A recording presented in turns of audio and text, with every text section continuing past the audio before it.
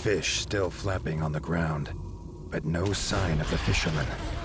The culprit soon revealed itself. A rearing frost death march.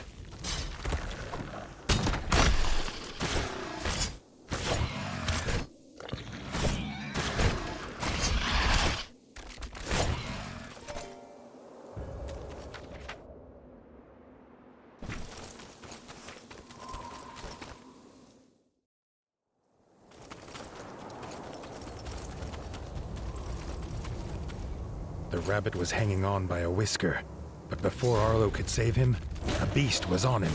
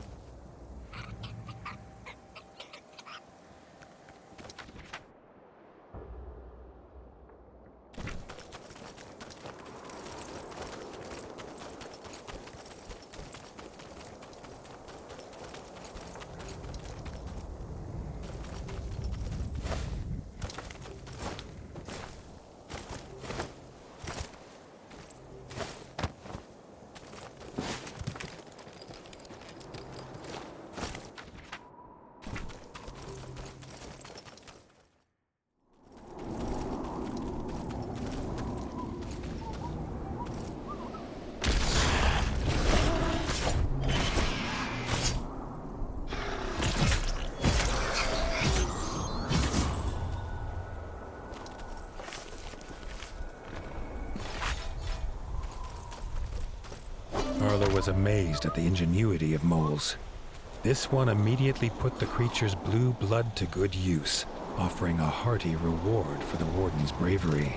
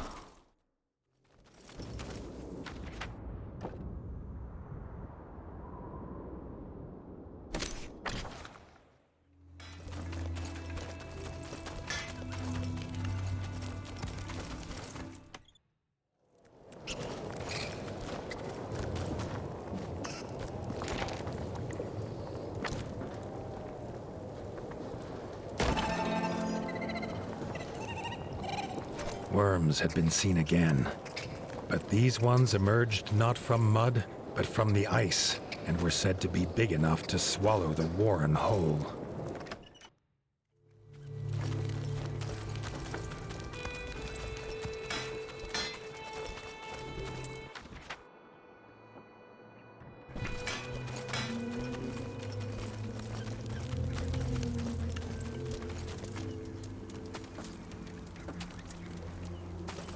The rabbit bounding toward him was exhausted and panicked. Between his frantic breaths, Arlo made out the words, "ice worms" and "village walls."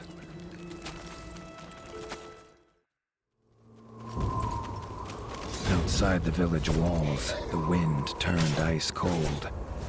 The ground shook, and from beneath the frozen tundra burst the giant ice worm.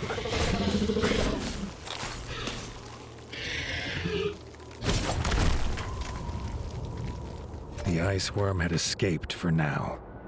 Arlo knew he could not rest. This creature would return if he did not finish his hunt.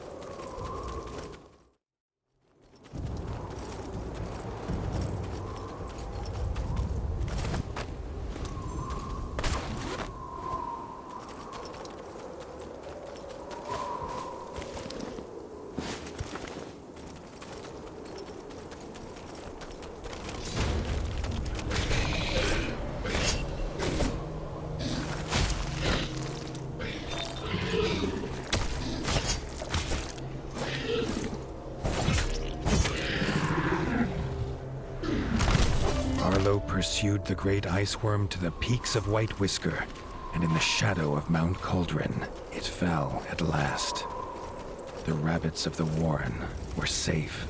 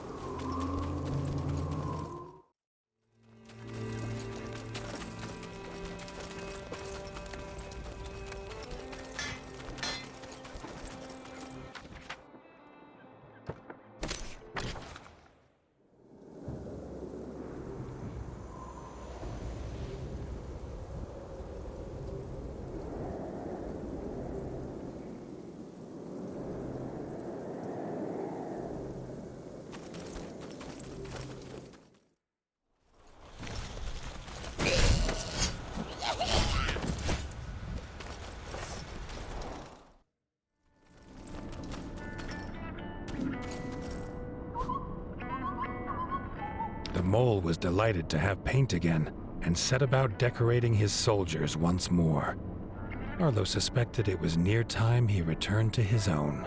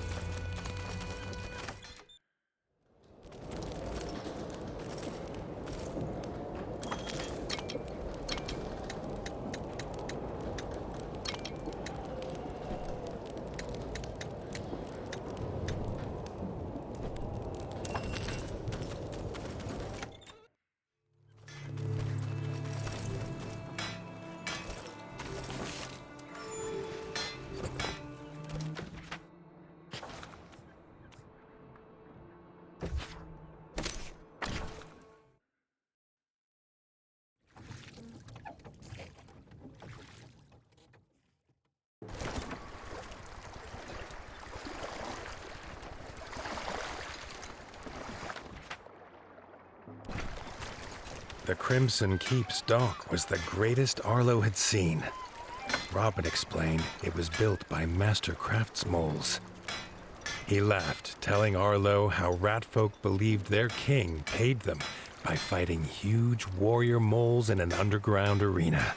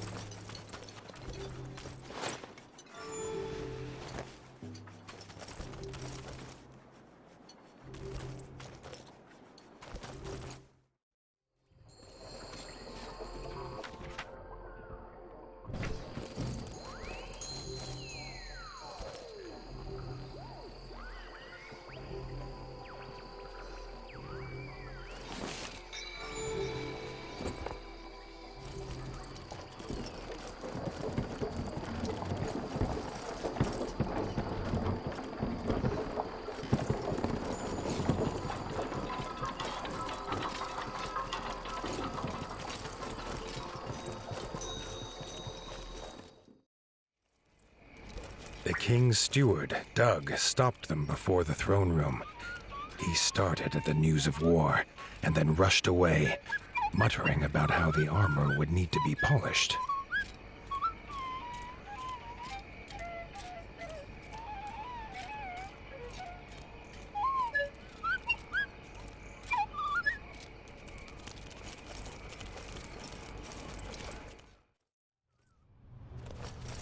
Dennis, the king's brother, was also curious to see this northerner.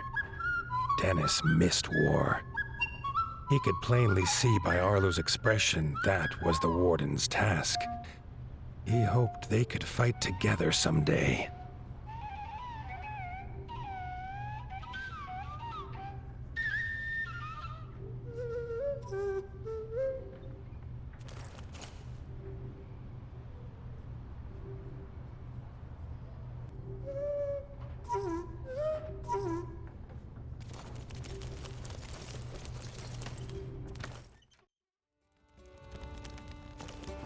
Arlo was nervous to meet this king.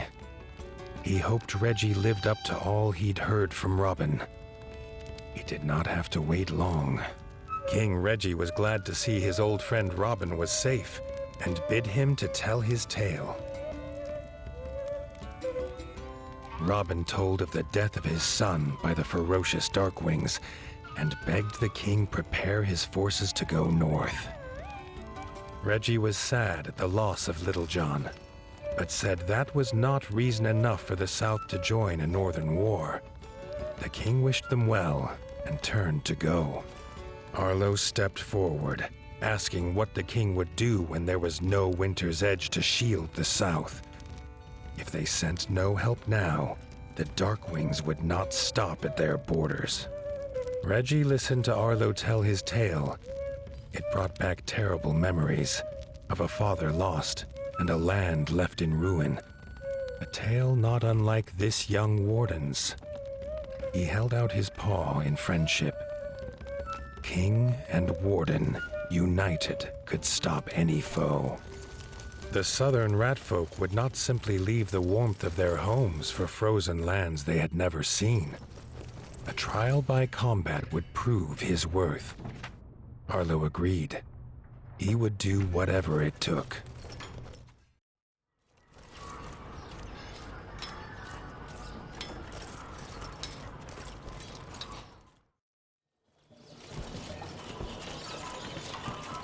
News had spread swiftly. As Reggie led them to the tournament grounds, the streets were already full. Villagers craned their necks to see their warrior king and this strange northern challenger.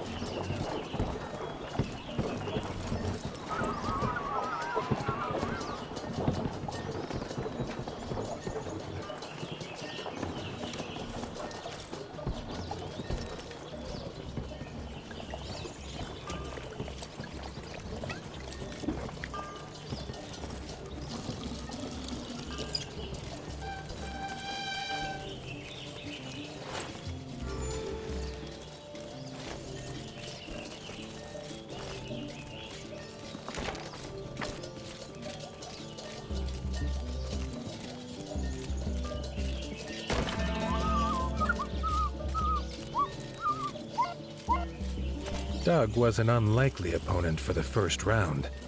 His small stature made it hard for him to wield a sword. But when it came to fighting for his king, Doug stood 10 paws tall.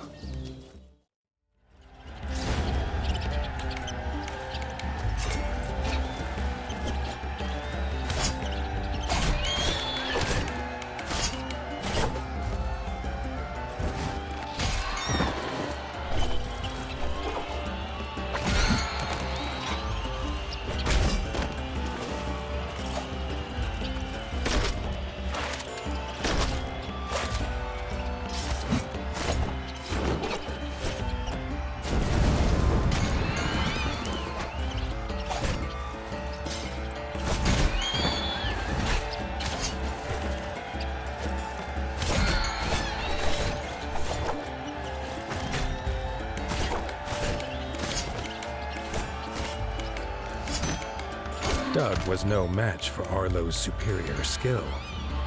Reggie could already see this would be a tournament that they would squeak of through the ages.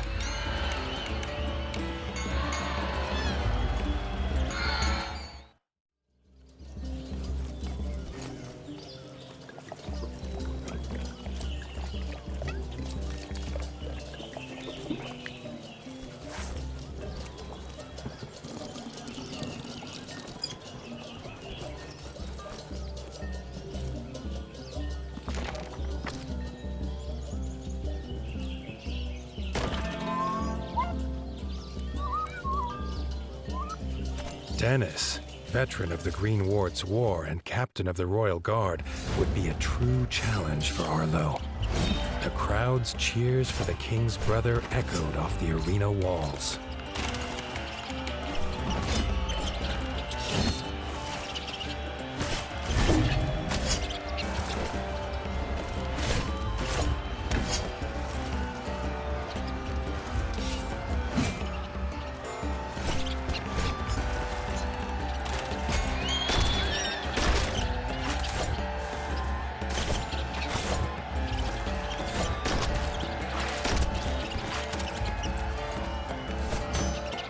Arlo was a veteran too, used to fighting monsters and Darkwings with ice under paw.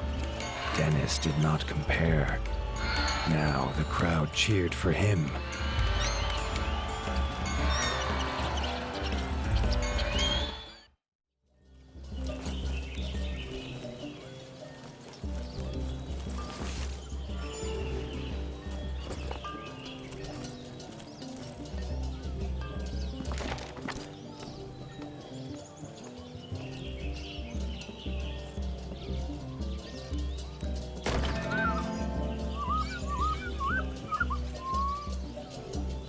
Arlo's final opponent was the king himself. Reggie had seen off the frog invaders almost single-pawed and was beloved by his subjects. This fight would be a tale for their times.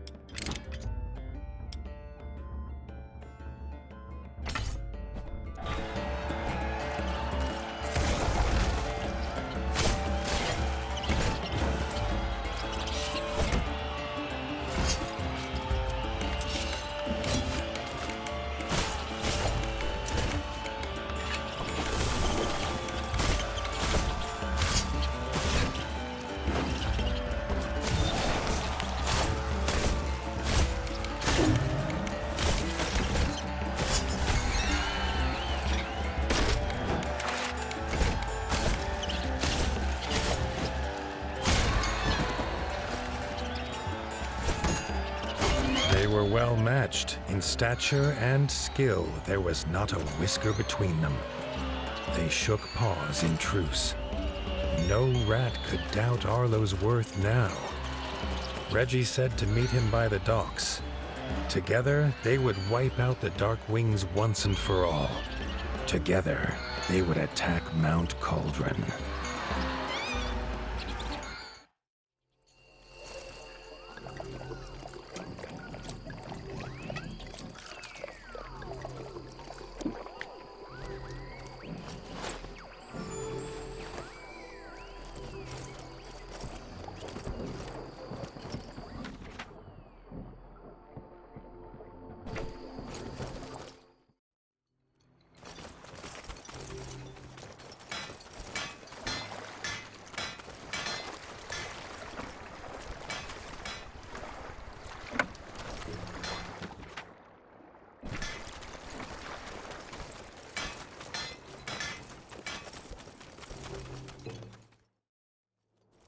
Seeing the king's forces training for battle, Arlo felt the stirrings of something he'd long thought dead in his heart.